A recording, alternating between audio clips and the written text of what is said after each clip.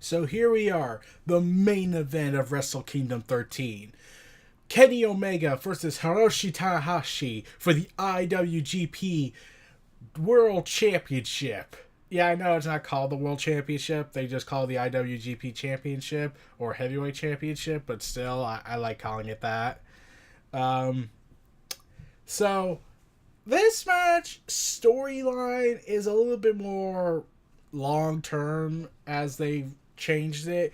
So Hiroshi Tanahashi, remember how last year he was in a so-so match with Jay White? This year he's in a match with Kenny Omega, and what they were building with this is that Hiroshi Tanahashi was the savior of New Japan during its dark days, which was considered the dark days when he was around.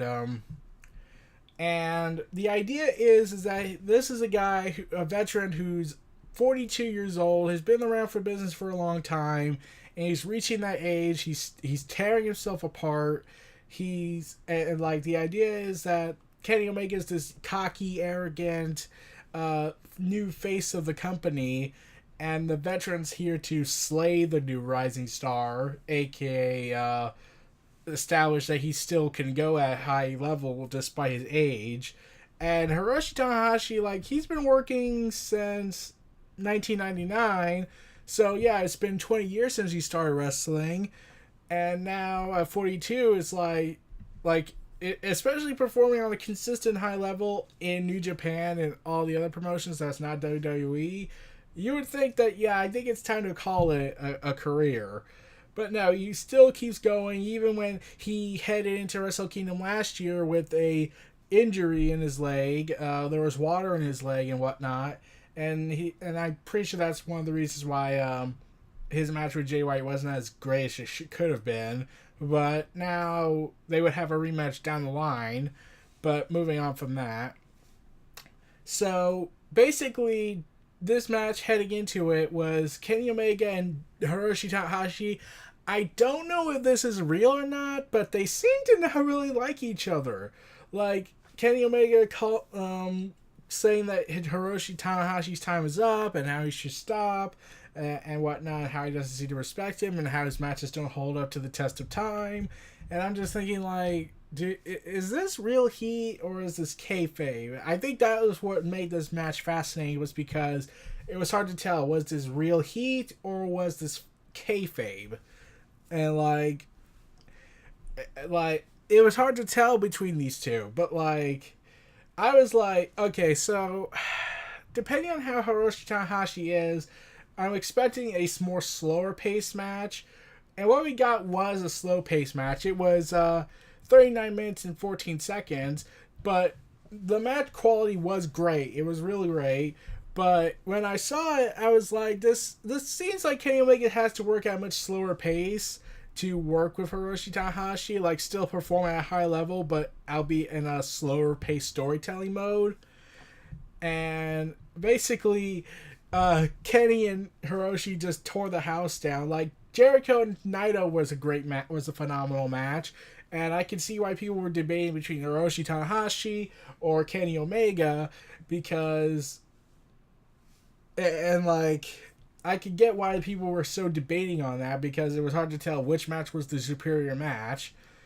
But yeah, this match, like I said, it felt very slow paced, because I don't know why. Like, I know that Tanahashi has a lot of wear and tear on his body. I think that might have been the reason. But yeah, it seemed like Kenny Omega was trying to work at his level, but try to also perform at his level as well. And yeah, I think there was a little, and I literally couldn't tell if this was real life heat or not. Like, I could see the hate flowing through Kenny and Hiroshi. Like, it did seem like they just really don't like each other. Like, I think Kenny mentioned WWE and how he should just go there and make money because clearly he doesn't care anymore or something like that, or that's for lazy people or something like that. I think, I don't remember, this was months ago, but they were trading bars at each other and mentioning WWE in this storyline. I could be wrong on greatly on this or over exaggerated it, but yeah, it did feel like there was like a legitimate heat gripe between the two competitors, and I really didn't know how to feel about that. Like, and like this match going on for 39 minutes is like, and like everyone was assuming Kenny Omega was going to win, but then things were happening. It was reported his contract was coming up at the end of January, and that led to a lot of people wondering, okay, is he going to retain the title? Is he going to leave? Is he going to go WWE? Is he going to go to AEW? Since that just formed up on January 1st. And yeah, here's the thing. WWE was offering a huge contract to Kenny Omega, like basically everything but the one key component that probably should have been considered, creative control. And subsequently, because of all these contract negotiations Kenny had, and he was having disputes with New Japan, I'm not sure if this also confirms that there was legitimate heat between Hiroshi and Kenny Omega. But I get the feeling the original idea had Kenny re-signed with New Japan was going to be Kenny retains, because there was reported that due to the dispute right now, if they could get Kenny back, then they're going to do a rematch, and probably that's where Hiroshi's going to drop the title back to Kenny. I could be completely wrong on that. But yeah, the idea of Kenny Omega losing the title so soon, it felt like I was expecting at least a year-long reign and not 6 to 8 months. But yeah, I can understand because of the contracts he's currently going through. Like, there's WWE, there's AEW, and then there's New Japan. And yeah, and like this match, like this was a great match. I'm not disputing that. But it did feel very slowish at parts because Hiroshi Tanahashi's 42 years old and whatnot, and he has a lot of wear and tear on his body from what I've gathered, and he still tries to keep working even though he's like hurt, like let's see if I'm correct again. Hiroshi Tanahashi heading into Wrestle Kingdom 12 last year. Okay, so it was said like Hiroshi Tanahashi at Wrestle Kingdom at 12, when he had won the IC title, and let's see if I'm correct.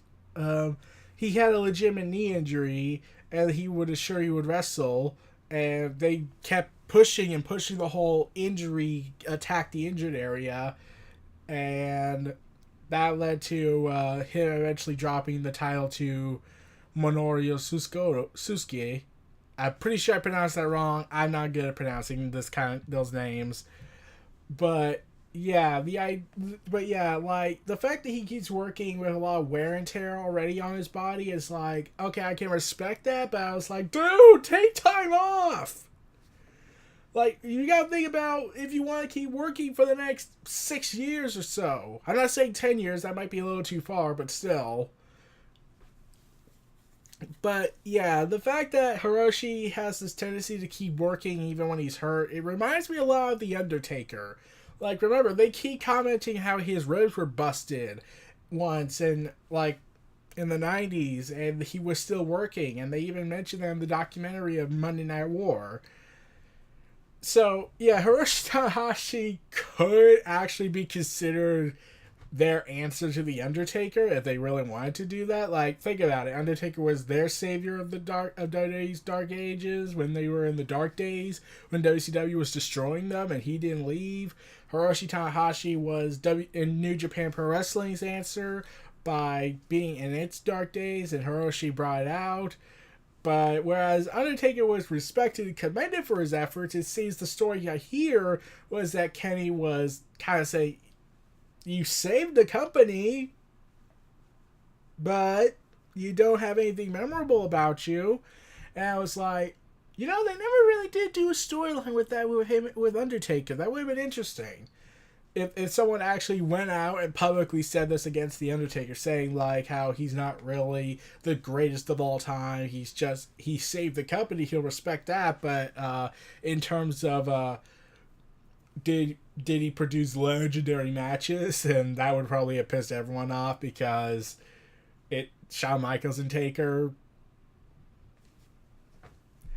And I did love how they mentioned how about Hiroshi's downward spiral he was in. Like, he would lose to Naito, Okada, Omega again beforehand, and all these other losses he would suffer from.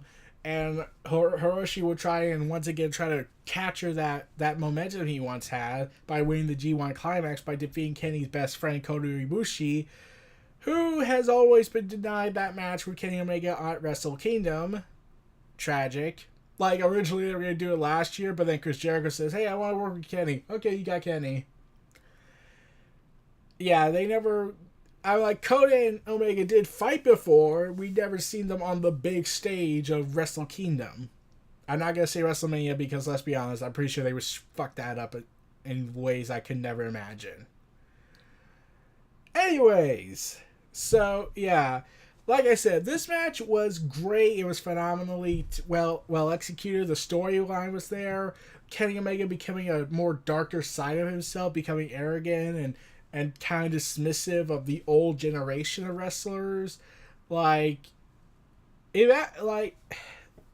took this downward spiral Hiroshi was in, and they incorporate his numerous injuries he's had over the years and how he keeps working to try and produce legendary matches, and they even had him defeat Okada finally for him.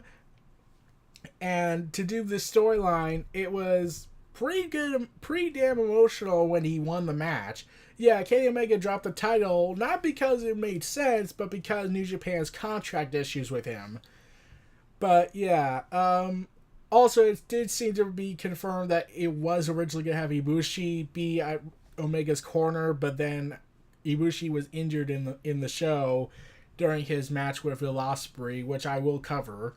But yeah, I did love this match. I do kind of find Jericho and Naito to be my personal favorite just for its carnage and destructiveness, but Omega and Hiroshi Tanahashi, that was awesome.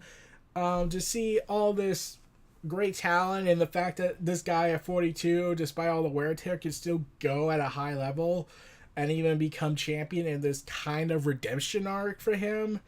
Like, it's kind of hard for a legend in the wrestling business, a veteran, to do a redemption arc, because a lot of fans get irritated. Like, why is the veteran winning? Why is he at the mountaintop now? We want the new guys to get to the mountaintop.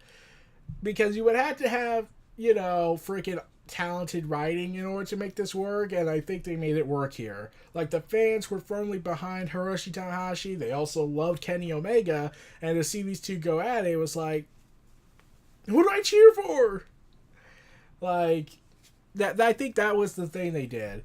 But Hiroshi Tanahashi would ultimately go on to win the match, do this big speech about how he thanked his fans, his friends, his family for everything that's done for him. That he'll admit that he had doubts in himself, and the fans pulled him out of this dark stuff he was in, and he says he's not able to air guitar, but does one for the crowd. And it did look like when he was trying to do the splits thing, I did actually think he hurt himself. Luckily, that did not happen, but yeah, he celebrates a bit more and then starts heading up the ramp, closing the show of Wrestle Kingdom 13. Yeah, I know, I'm talking about the main event before I actually talk about the Kota Ibushi and Will Ospreay match, and another match I plan to talk about. But yeah, I know. I wanted to talk about the bigger top matches that were announced, and Ospreay and Ibushi was considered the third best match. But yeah. So like I said, this match was pretty freaking awesome. By storytelling wise, it was phenomenal, better than Jericho and Naito, whereas Jericho and Naito was a guaranteed classic, but you knew the brutality was going to be added to it. Whereas Hiroshi Tanahashi is the story of a veteran trying to recapture the glory days, trying to recapture that time when he was the face of New Japan. He was considered the best wrestler in the world by basically everybody. In fact, this is what Dave Meltzer had said back in 2013. You could make a strong case for him as the best in-ring performer in the business today. And that he was the leading star in New Japan's pro wrestling's comeback from being in the terrible shape a few years back to being the #2 pro wrestling company in the world.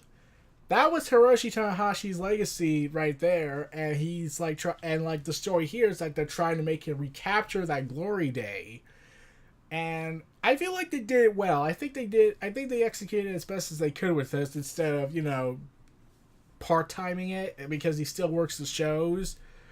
But yeah, this was a freaking awesome match. Let's see where Kenny goes from here. He did say he's leaving New Japan, though really he control everybody. So we'll probably know by the end of January, and I'm looking forward to that. And the next video I plan to talk about is AEW's Rally, and that happened today at the time of this recording. So get ready for that. So those were my thoughts on Hiroshi Tanahashi versus Kenny Omega at Wrestle Kingdom 13. This was Neo Reality Internet. Feel free to like, comment, subscribe, and donate. Stay tuned for more.